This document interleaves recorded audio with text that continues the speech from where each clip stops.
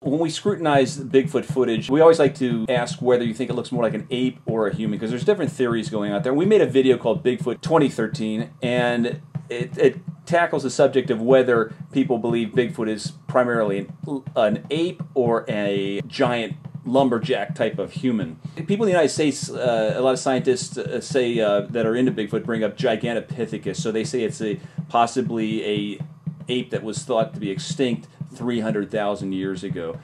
And then people in, like for example, the Yeti or the Bigfoot in Russia, they say possibly had a Neanderthal genes or something like that. So, well, maybe there's two different species here.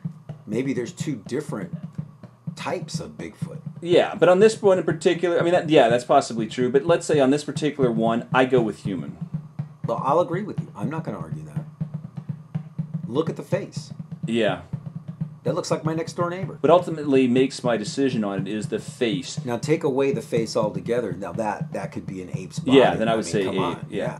Is Bigfoot more like an ape, or is Bigfoot more like a man? And where do you fall on this particular? I think it all depends on what picture you're looking at. In this particular one, take away the head, I'm going to say ape. Put the head on, I'm going to say man. Okay, and now what? So you're saying the nose, the mouth on this, and possibly the hair on the head? From what I can see, looks like a nice styled dude. He looks like a reasonable guy. Yeah, I would say this looks human.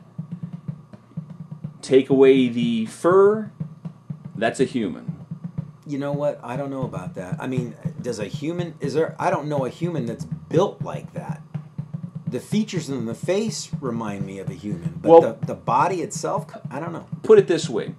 If that creature is born looking like that, born having that much muscle, then it is so out of the human realm, it's ridiculous. But so is it an ape? But there are humans that lift weights that kind of look as big as that, and they take steroids, but that is so artificially pumped. They're so artificially pumped up, and they're lift 6 days a week, and they're they take not really human. No, they take insulin, growth hormone, and a bunch of steroids, and that's how they look like. Now, if this creature's hormones and muscle fibers allow it to be born looking like this, then that's just not human. Well, I mean, this thing's just out in the wilderness. It's obviously born this way. Yeah. I mean, how many Bigfoot are out there? I mean, people say like 10,000. Who's to say? Exactly. Who's to say?